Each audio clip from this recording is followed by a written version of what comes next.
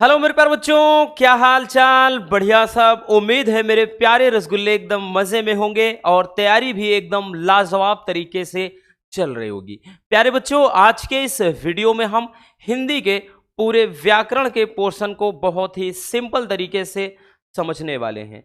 ये ऐसे टॉपिक होते हैं जो आपको 100 में 100% नंबर देकर जाने वाले टॉपिक होते हैं।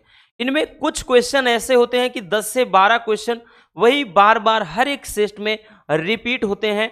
तो इनको थोड़ा अच्छे से अब लास्ट टाइम यूं समझिए कि भैया अंतिम क्षण में हम अच्छे से इनको तैयार कर लें। तो आज हम व्याकरण के बच्चों टॉपिक में बात करें तो लोकोक्ति और मुहावरे को देखेंगे, शब्दों में सूक्ष्म अंतर को देखेंगे, अनेक आर्थी शब्द को देखेंगे, अनेक शब्दों के लिए एक शब्द देखेंगे, वाक्यों में त्रुटि मार्जन देखेंगे और साथ में ही भैया एक पत्र लेखन देखेंगे। तो इतने टॉपिक को आज के इस वीडियो में हम कवर करने वाले हैं। तो वीडियो बड़ी ही इंटरेस्टिंग होने वाली है। चलिए शुरू करते हैं बिना किसी देरी के। तो भैया यहां पर आपके शुरुआत करते हैं लोकोक्ति और मुहावरे से।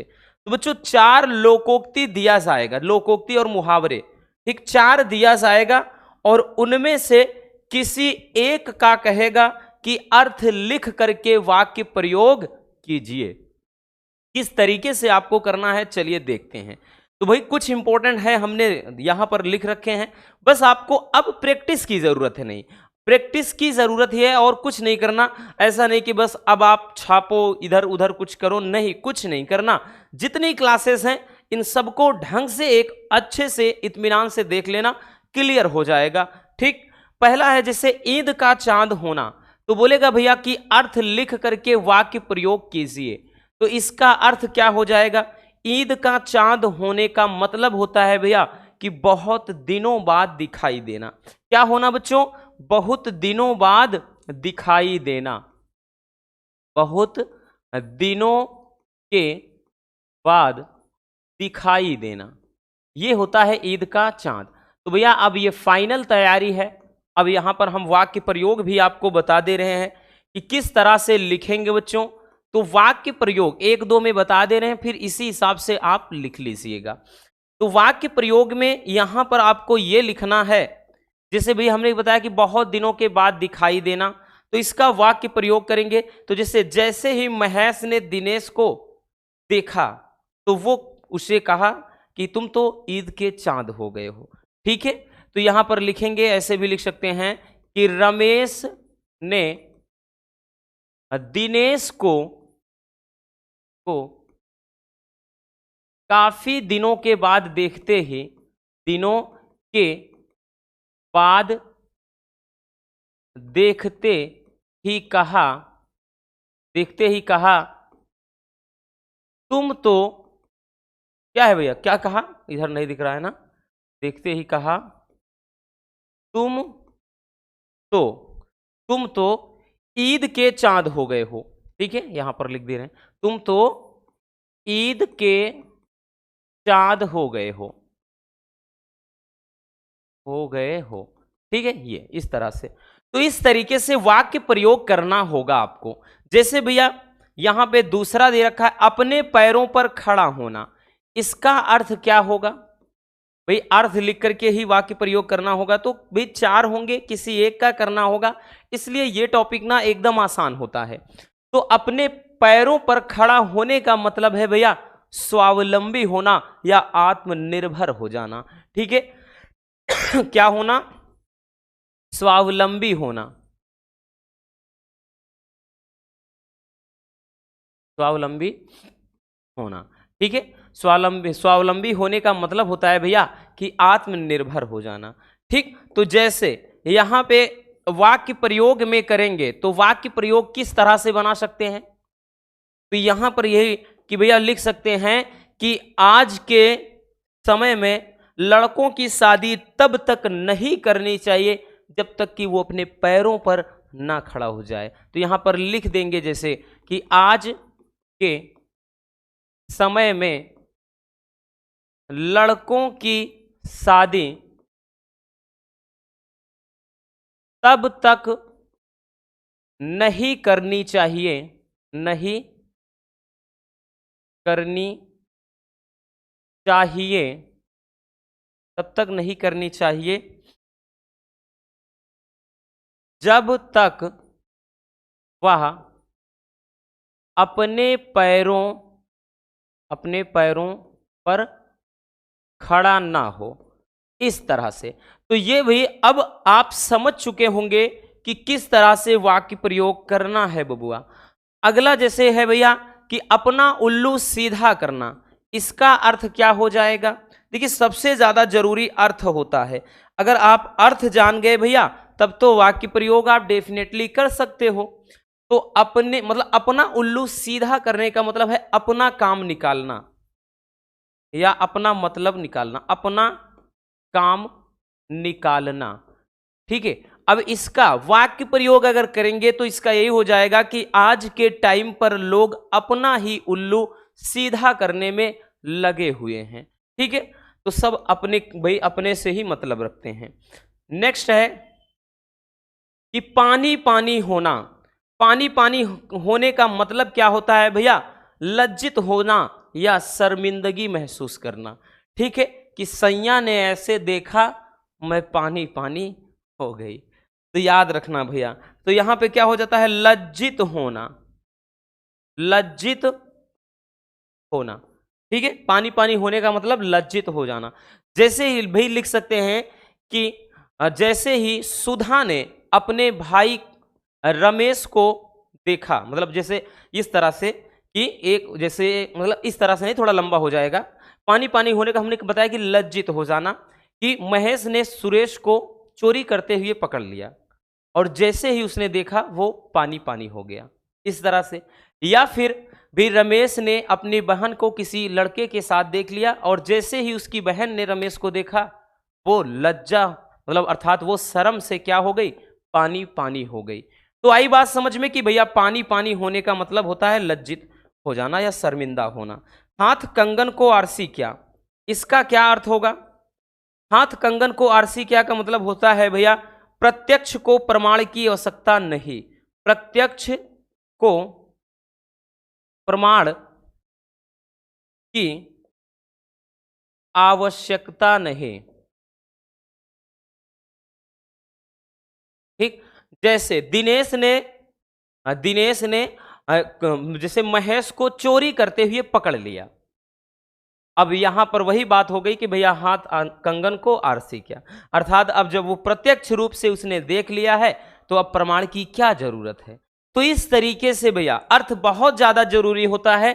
अर्थ अगर आप निकाल लिए बबुआ तो मान के चलिए आपका पूरा वाक्य प्रयोग आप बना कर भी लिख सकते हो। ठीक है, स्क्रीनशॉट करना हो कर लीजिए।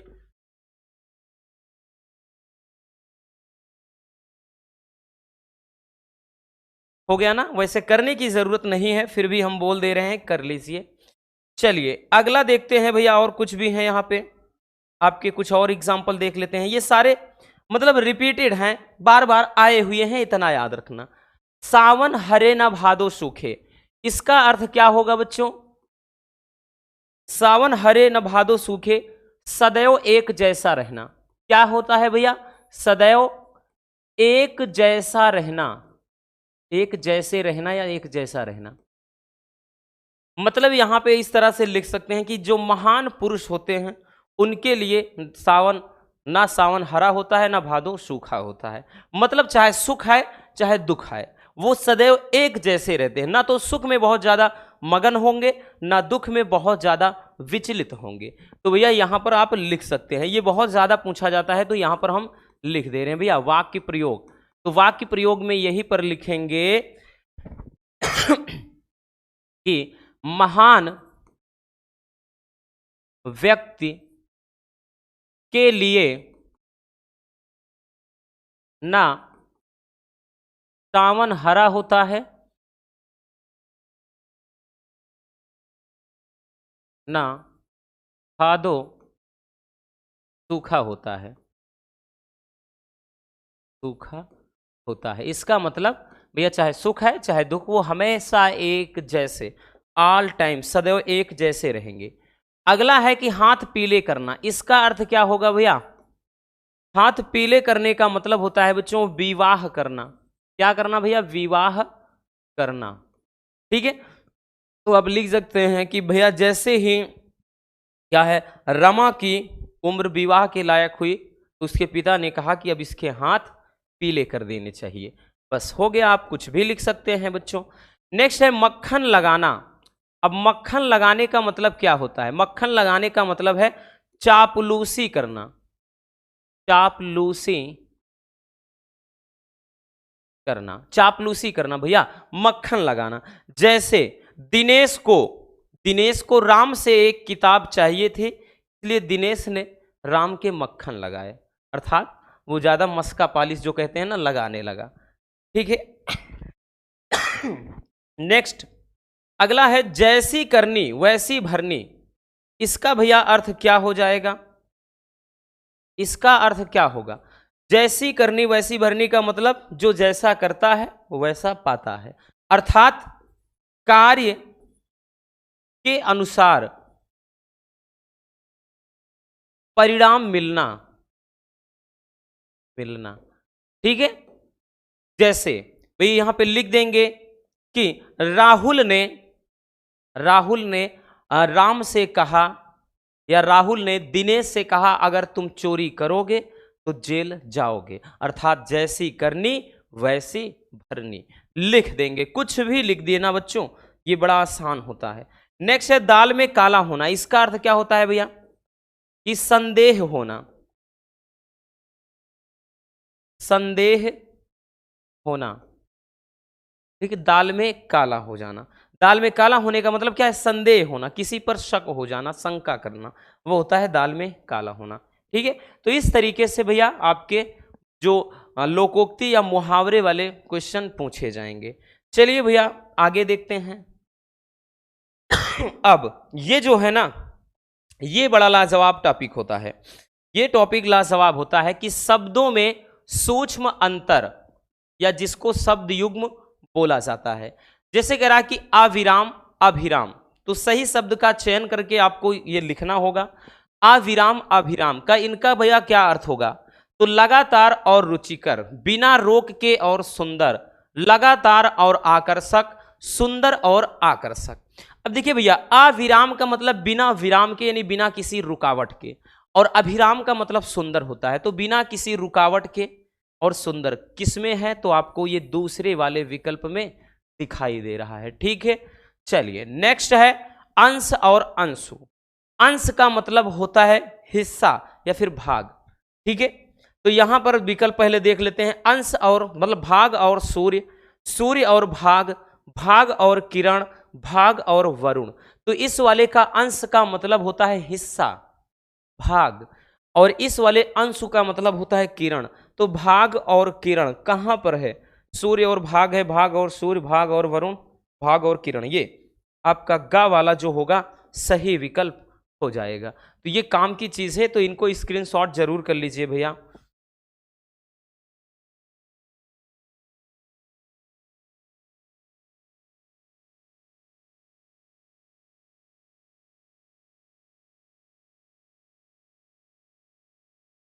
हो गया ना, चलिए आगे चलते हैं। अगला क्वेश्चन क्या है।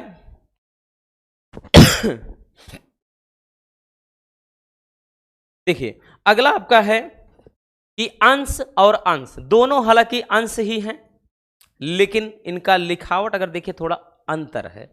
अंश और अंश, तो भैया आपको बताना है सही विकल्प कौन सा है। अंकुर और हिस्सा, हिस्सा और अंकुर, कंधा और हिस्सा, हिस्सा और कंधा। तो देखिए इस वाले अंश का मतलब होता है कंधा, क्या होता है, कंधा, और इस वाले अंश का मतलब हिस्सा। कंधा और हिस्सा कहां पर है भैया, तो हिस्सा और कंधा नहीं, कंधा और हिस्सा। तो ये वाला विकल्प क्या हो जाएगा, सही हो जाएगा। ठीक है, ये वाला विकल्प सही हो जाएगा। नेक्स्ट है अनल और अनिल। क्या है भैया, अनल और अनिल। तो अनल का मतलब क्या होता है, अनिल का मतलब क्या होता है। विकल्प आपके सामने है वायु और अग्नि। तो अगला है पानी और आग, अगला है अग्नि और वायु, नेक्स्ट है जल और हवा। तो भैया अनल का मतलब होता है आग, अग्नि। अनिल का मतलब होता है वायु या हवा। आग और हवा या अग्नि और वायु कहां पर है भैया, तो अग्नि और वायु या फिर आग और हवा होता तब भी, ठीक, ये वाला विकल्प हो जाएगा। ठीक है, तो ये आपका सही विकल्प हो जाएगा। चलिए नेक्स्ट क्वेश्चन पर चलते हैं भैया। अगला क्वेश्चन क्या है हमारा? नेक्स्ट क्वेश्चन है कि जलज और जलद, जलज ये आपको बताना है कि भैया जलज है और जलद है। विकल्प आपका है बादल और कमल, कमल और बादल, कमल और तालाब, तालाब और कमल।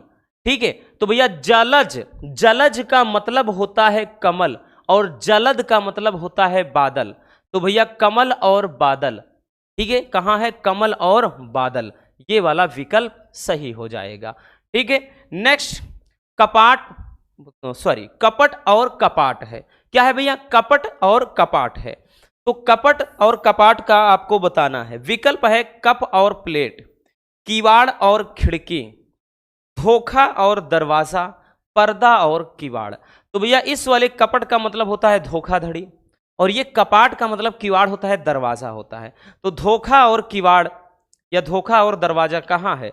ये वाले गा वाले में है भैया, गा वाला सही विकल्प हो जाएगा रसगुल्लो। ठीक है, आई बात समझ में? चलिए चलिए अगला क्वेश्चन देखते हैं। नेक्स्ट क्वेश्चन, नेक्स्ट क्वेश्चन है कुल और कूल। कुल और कूल में क्या भाई कह रहा है कि इनमें क्या अंतर है? तो पहला विकल्प है सब और आवाज, वंश और किनारा, ध्वनि और शीतल, और शीतल और पूर्ण। तो कौन सा विकल्प सही होगा भैया? तो कुल का मतलब होता है वंश, क्या होता है? वंश। और इस वाले कूल का मतलब होता है किनारा। तो वंश और किनारा अगर हम देखें तो हमारा दूसरा विकल्प यानी खा वाला विकल्प सही हो जाएगा। नेक्स्ट है भवन और भुवन। तो इनमें क्या अंतर है शब्दों में? विकल्प आपके सामने है घर और धरती, घर और आकाश, घर और संसार, पाताल और घर।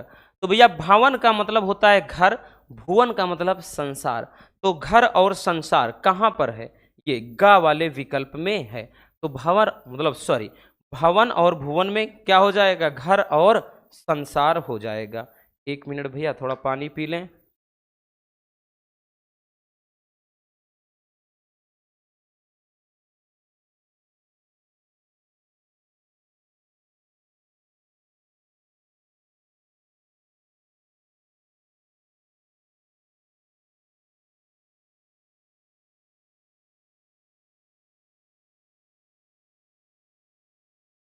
चलिए आगे देखते हैं।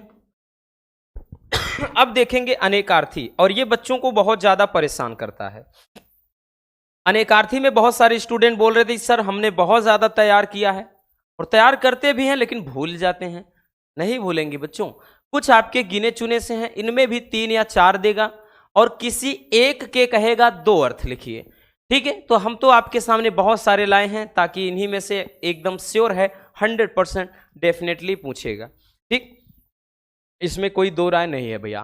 देखिए तो यहां पर आपके सामने है कुछ, जैसे कर्ण है, मित्र है, मधु है, हार है, तीर है। ये सारे आपके रिपीटेड वाले हैं, याद रखना भैया, इनके बाहर का नहीं आएगा। और इस बात की हम 100% गारंटी लेते हैं, पेपर में आप देख लेना। ठीक है, तो इस बात को अपने माइंड में रख लेना। कर्ण का मतलब होता है भैया एक कान, और ये कर्ण का मतलब होता है भैया कुंती का पुत्र, कुंती का पुत्र। और एक कर्ण होता है त्रिभुज की भुजा, त्रिभुज की भुजा का नाम होता है कर्ण। ठीक है, इन समकोण त्रिभुज में सबसे लंबी भुजा ही कर्ण कहलाती है। ठीक है, तो आपको तो 2 अर्थ लिखने हैं भैया, हमको यहां पर जितना याद है हम लिख रहे हैं वाली, लेकिन वहां कहेगा किसी एक के 2 अर्थ लिखना होगा। जैसे मित्र, मित्र का मतलब होता है भैया सूर्य, और मित्र का मतलब होता है साथी। ठीक है, सखा सहयोगी जो होता है। ठीक, मित्र। अब अगला है मधु। मधु भाई क्या होता है? ये शहद का भी है भाई, मधु का मतलब शहद भी होता है, और मधु मतलब होता है भैया शराब भी, और मधु अमृत भी होता है। ठीक है, तो ये नेक्स्ट है हार। हार क्या है? तो हार एक तो जो होता है भैया मतलब जिसको माला बोलते हैं। हार क्या है? माला। एक हार का मतलब भैया सुंदर भी होता है और एक हार का मतलब पराजय भी होता है। ठीक है, हार जाना, पराजय होना, वो चीज है। ठीक है, आई बात समझ में। नेक्स्ट है तीर। तीर का मतलब क्या है? तो एक तीर का मतलब होता है भैया बाण और एक तीर का मतलब होता है किनारा। ठीक, तीर का मतलब बाण और किनारा, तो याद रखना। ठीक है, ये काम की चीज है। इसके लिए तो हम आपको जरूर सजेस्ट करेंगे कि स्क्रीनशॉट कर लीजिए, एक बार पेपर के टाइम तक आप देख लेना। ठीक है, हो गया भैया। चलिए आगे चलते हैं। नेक्स्ट आपके सामने है कुछ और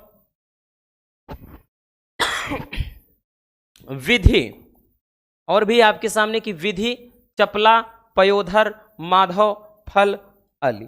ठीक है, इनसे बाहर नहीं आएगा, फिर से हम बोल रहे हैं, बस इतना आप रट लीजिए और कुछ नहीं।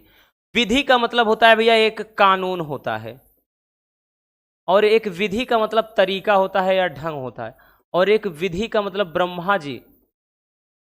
ठीक, अर्थात यूं कह लें ब्रह्मा जी का भी होता है, या अकेल में ईश्वर अकेल का कहे भैया तो ईश्वर का भी होता है। तो ये इतने हो जाते हैं। ठीक है, और चपला नेक्स्ट है। चपला का मतलब होता है भैया ये बिजली, चपला का मतलब होता है बिजली भी, और चपला का मतलब होता है चंचल स्त्री, चंचल स्त्री, ये भी चपला होता है। ठीक है, नेक्स्ट पयोधर। पयोधर का क्या होता है? तो पयोधर में होता है भैया बादल, तालाब और उसके अलावा पर्वत। ये न जाने कितनी बार मॉडल पेपर में इसको हम बता चुके हैं, अब तो ये एकदम रट गया होगा। ठीक है, ये वाला। नेक्स्ट है माधव। माधव का मतलब होता है भैया श्री कृष्ण, श्री कृष्ण जी का ये एक नाम है माधव, और माधव का मतलब होता है प्रेमी। ठीक है, आशिक, मजनू, है ना। और एक और माधव का मतलब होता है ऋतुराज, ऋतुराज यानी ऋतुओं का राजा। ठीक, ऋतुराज। चलिए अगला फल है। तो फल का अनेकार्थी क्या होगा? फल का मतलब होता है भैया परिणाम, परिणाम जो रिजल्ट होता है ना। और एक फल का मतलब होता है किसी वृक्ष का फल, वृक्ष का फल। ठीक है, ये फल होता है। आई बात समझ में। चलिए नेक्स्ट है अली। अली का मतलब होता है एक भौरा, भौरा। अली के मतलब होता है भैया बिच्छू भी, और अली का मतलब होता है भैया अली सखी भी होता है। ठीक, तो ये इतना होता है, याद रख लेना। ठीक, ये सबके सब बड़े ही मतलब लाजवाब और इम्पोर्टेंट वाले क्वेश्चन हैं, तो इनको तो हर हाल में आपको तैयार करना ही पड़ेगा भैया। ठीक है, चलिए आगे चलते हैं बच्चों नेक्स्ट क्वेश्चन की तरफ। अब अनेक शब्दों के लिए एक शब्द वाले, तो यहां विकल्प के तौर पर इनको नहीं बताया है, वो इसलिए ताकि चीजें ऑल टाइम आपके माइंड में ही सेट हो जाएं, और जैसे ही आप भाई क्वेश्चन पढ़ेंगे विकल्प नहीं भी देखेंगे, फटाक से दिमाग में आंसर छप जाएगा। ठीक है, तो यहां पर आपके सामने है भैया कि जो ईश्वर में विश्वास करता हो तो उसको क्या कहेंगे भैया? आस्तिक कहेंगे। क्या कहेंगे? आस्तिक। ठीक, और नेक्स्ट है जो ईश्वर में विश्वास ना करता हो वो क्या होता है? नास्तिक। बहुत ज्यादा डिफिकल्ट नहीं पूछा जाता, ये सारे स्टूडेंट कर लेते हैं अधिकांशता, लेकिन फिर भी अगर आपको कंफ्यूजन हो तो आज वो दूर हो जाएगा। नेक्स्ट है किए गए उपकार को मानने वाला, तो ये तो मोस्ट इंपॉर्टेंट है, ये कृतज्ञ होता है। किए गए उपकार को मानने वाला, ये तो आपका मोस्ट इंपॉर्टेंट है भैया। और दूसरा है कि किए गए उपकार को ना मानने वाला, ये क्या होता है? कृतघ्न। क्या होता है? कृतघ्न होता है, और ये भी आपके एग्जाम के नजरिए से मोस्ट इंपॉर्टेंट है। ठीक, ये चीज, और बाकी ये भी पूछा जाता है, आसान है। और अगला है भैया, अगला आपका क्या है कि जो सब कुछ जानता हो, तो जो सब कुछ जानता हो उसको क्या कहते हैं? एक शब्द में सर्वज्ञ कहते हैं। क्या कहते हैं भैया? सर्वज्ञ कहते हैं। तो आई बात समझ में, जो सब कुछ जानता हो सर्वज्ञ होगा। ठीक, चलिए नेक्स्ट क्वेश्चन पे चलते हैं हम। अगला क्वेश्चन है कि जो बहुत कम बोलता हो उसको क्या कहते हैं? तो वो होता है भैया मितभाषी। और ये भी मोस्ट इंपॉर्टेंट है, ये भी बहुत ज्यादा पूछा जाता है। जो बहुत कम बोलता हो उसको कहेंगे मितभाषी। नेक्स्ट, जिसके समान कोई दूसरा ना हो, जिसके समान कोई दूसरा ना हो वो क्या होता है? अद्वितीय होता है, अद्वितीय होता है, एक अद्भुत अलौकिक जिसको, ये भी मोस्ट इंपॉर्टेंट है। ठीक है। नेक्स्ट, कि जानने की इच्छा रखने वाला क्या कहलाएगा? तो भैया जिज्ञासु होता है, जिज्ञासु। और ये भी काफी ज्यादा इंपॉर्टेंट है, ये भी हम मोस्ट इंपॉर्टेंट कहेंगे भैया आपके एग्जाम के नजरिए से। और अगला है जंगल में लगने वाली आग। आग से संबंधित 3 क्वेश्चन बड़े इंपॉर्टेंट हैं, तीनों हम देखेंगे कि जंगल में लगने वाली आग को क्या कहते हैं। तो वो होता है भैया दावाग्नि। क्या होता है? दावाग्नि होता है। और उसके बाद जो जल में लगने वाली आग या समुद्र में लगने वाली आग, इसको बोलते हैं पड़वाग्नि। क्या बोलते हैं भैया? पड़वाग्नि। फिर उसके बाद एक और है पेट में लगने वाली आग, क्या होती है? तो भैया जो जठर ग्रंथियों में आग लगती है, इसीलिए जठराग्नि नाम रखा गया है। क्या? जठराग्नि। तो मेरे प्यारे रसगुल्लों, इन तीनों को, अर्थात अगर हम बात कर लें तो जंगल में लगने वाली आग, जल में लगने वाली आग, पेट में लगने वाली आग, ये सब के सब वेरी वेरी इंपॉर्टेंट है और ये कंफ्यूज बहुत ही ज़्यादा करते हैं। तो अच्छे से इनको देख लीजिए, स्क्रीनशॉट कर लीजिए भैया।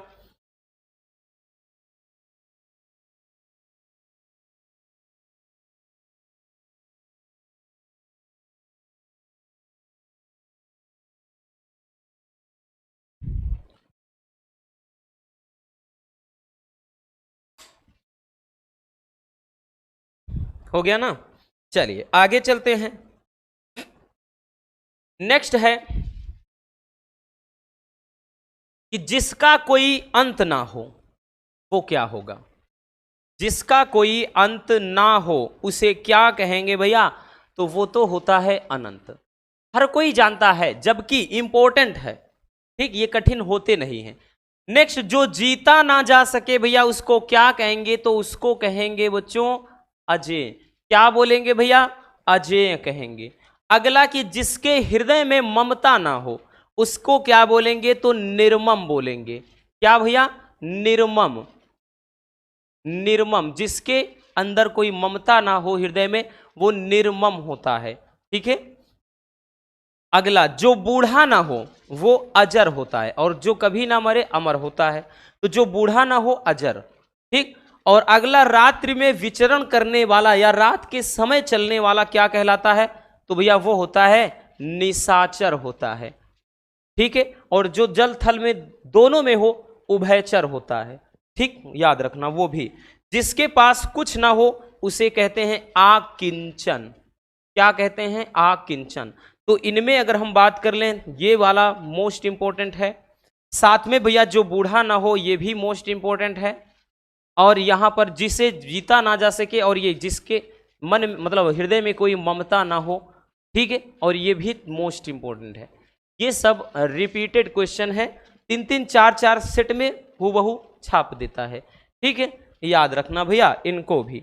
चलिए अगला क्वेश्चन, वाक्यों में त्रुटि मार्जन। अब देखिए प्रैक्टिस की ही जरूरत है, ज्यादा से ज्यादा प्रैक्टिस। कहते हैं ना कि more and more practice then you can do everything, you can achieve everything, nothing is impossible. भैया अगर ज्यादा से ज्यादा प्रैक्टिस आप करते हो तो कुछ भी असंभव नहीं है। आप हर मतलब वो काम कर सकते हो और सब कुछ हासिल कर सकते हो, बशर्ते ज्यादा से ज्यादा प्रैक्टिस की जरूरत है। जैसे दिया गया है कि मंच पर अनेकों नेता उपस्थित होंगे, तो भैया इसका सही क्या हो जाएगा? तो इसका सही होगा कि मंच पर अनेक नेता। इस तरह का पूछेगा, ये अनेकों वाला बहुत ज्यादा पूछता, अनेकों ये गलत है। मंच पर अनेक नेता उपस्थित होंगे, क्योंकि भैया अनेक अपने आप में खुद एक बहुवचन होता है। ठीक है। तो इसके अलावा यहां पर यानी इसमें अनेकों लगाने की कोई जरूरत नहीं है। अगला क्वेश्चन कि हिमालय पर्वत सबसे ऊंचा पर्वत है, तो भैया हिमालय जो कि एक स्वयं पर्वत है तो यहां पर्वत लगाने की जरूरत नहीं है, तो हो जाएगा हिमालय एक क्या है भैया, मतलब सॉरी, हिमालय सबसे ऊंचा पर्वत है, हिमालय सबसे ऊंचा पर्वत है। नेक्स्ट, मेरे लिए गणित कठोर विषय है, तो भैया ये क्या हो जाएगा, ये होगा मेरे लिए गणित, मेरे लिए गणित कठोर नहीं बल्कि कठिन विषय है। ठीक है, कठिन विषय है, या फिर मेरे लिए गणित विषय कठिन है, इस तरह से भी लिख सकते थे आप, तो कठोर नहीं चलेगा। अगला कि वह जल से स्नान कर रहा है, तो भैया जल लगाने की कोई जरूरत नहीं, बस सीधा इसका सही होगा कि वह स्नान कर रहा है। ठीक है, वह स्नान कर रहा है, क्योंकि सब जल से ही स्नान करेंगे, कोई दूध से थोड़ी ना नहाएगा। ठीक है, कभी कभार नहा लो वो बात अलग है, तो वह स्नान कर रहा है, सीधी बात। ठीक, बाकी कोई दूध दही से नहीं नहाएगा। अगला क्या है कि मेरे को अभी जाना है, तो भैया मुझे अभी जाना है या मुझको अभी जाना है, ये भी हो सकता था कि मुझे अभी जाना है, जाना है, जाना है, मुझे जाना है, और वादा जो किया है वो निभाना है, आज किसी से मुलाकात है मेरी, कौन है वो, तो याद रखना, तो मुझे अभी जाना है, ये सही होगा। तो इस तरह से आपको भैया शुद्ध करने वाले 4 दिए जाएंगे, कहेगा किसी 2 को शुद्ध करके लिखो, तो 2 को ही लिखना है।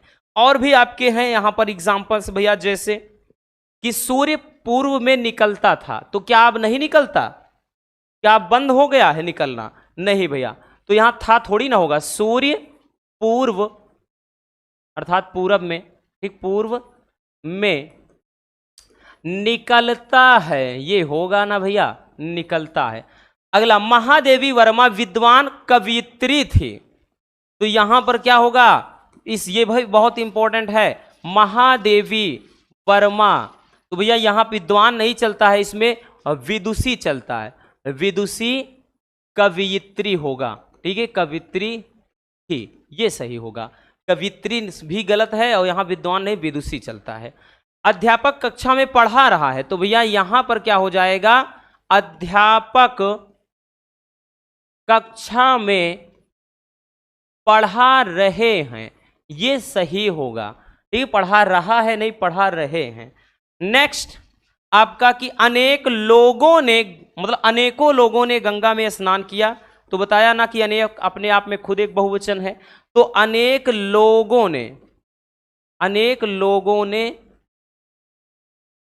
गंगा में स्नान किया, ये हो जाएगा भैया। नेक्स्ट कि कृपया अनुमोदन करने की कृपा करें, तो भैया यहां कृपया लगाने की जरूरत ही नहीं है अब, तो यहां पर अनुमोदन, अनुमोदन करने की कृपा करें,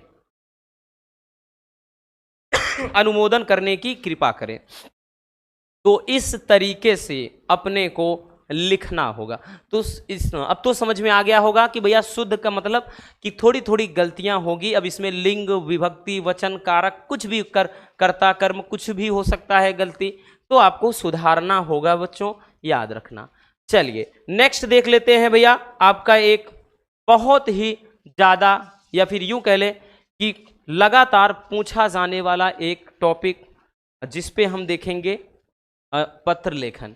किसी विद्यालय के प्रबंधक के नाम लिपिक पद हेतु पत्र, या कहेगा भैया प्रवक्ता हेतु, मतलब प्रवक्ता के पद हेतु, ठीक, या अध्यापक के पद हेतु पत्र कहेगा, इस तरह से लिखेंगे। कैसे, आपका लिखने का तरीका होगा सेवा में कॉमा लगाइएगा, फिर नीचे प्रबंधक, फिर आप किसी विद्यालय का नाम, जैसे सुभाष चंद्र बोस इंटर कॉलेज इलाहाबाद उत्तर प्रदेश में, ठीक है। विषय क्या है आपका, लिपिक पद हेतु आवेदन पत्र है। फिर उसके बाद भैया लिखेंगे महोदय, लिखने के बाद इसके नीचे से लिखेंगे कि पिछले दिनों मुझे विज्ञापन के माध्यम से पता चला कि आपके कॉलेज में लिपिक का एक पद अर्थात जो प्रवक्ता का या टीचर का एक पद खाली है, जिसके लिए मैं पूरी तरह योग्य हूं। मैं अपनी शैक्षिक योग्यता का विवरण नीचे दे रहा हूं। तो भैया यहां पर आपको एक ग्राफ बनाना होगा, जैसे हम ग्राफ बना करके पूरा दर्शा दे रहे हैं। ठीक है, यहां का पूरा एक ग्राफ बना दे रहे हैं।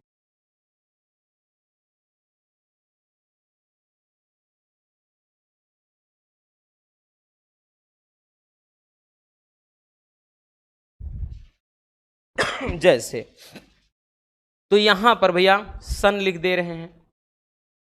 ठीक, यहां पर परीक्षा लिख दे रहे हैं। अब उसके बाद एक और यहां पर बना देते हैं। ठीक, यहां पर स्थान बना दे रहे हैं और यहां पर भैया मतलब बोर्ड, ठीक, या फिर विश्वविद्यालय। ठीक, इस तरह से आप बना लेंगे ग्राफ। फिर लिखेंगे भैया सन, जैसे मान लेते हैं कि 2010 में यहां पे हाई स्कूल की परीक्षा आपने पास किया है प्रथम श्रेणी में। स्थान का मतलब यहां श्रेणी, वही चीज। प्रथम श्रेणी में कौन सा बोर्ड था भैया? तो यूपी बोर्ड, यूपी बोर्ड। ठीक है, फिर उसके बाद हम लिख देंगे सन 2012 ईस्वी में यहां पे इंटरमीडिएट की परीक्षा आपने उत्तीर्ण की, वो भी प्रथम श्रेणी में। फिर ये भी बोर्ड कौन सा था भैया? तो यूपी बोर्ड था, यूपी बोर्ड। उसके बाद सन 2015 में, ठीक, आपका क्या था? तो बीए की परीक्षा आपने उत्तीर्ण की प्रथम श्रेणी में। विश्वविद्यालय कहां से? तो इलाहाबाद विश्वविद्यालय से, इलाहाबाद विश्वविद्यालय से आपने।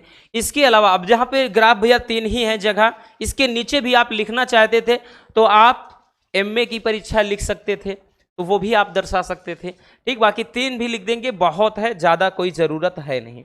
फिर अब नीचे लिखेंगे, ये तो आप अपनी शैक्षिक योग्यता दे रहे हैं कि भैया हमने मतलब हमारा एजुकेशन क्या है। ठीक है, ठीक, हमारी क्वालिफिकेशन क्या है। फिर नीचे लिखेंगे मैं पिछले कुछ सालों से एक कॉलेज में प्रवक्ता के रूप में काम कर रहा हूं, लेकिन यह पद अस्थायी है, अर्थात कभी भी हट सकते हैं हम।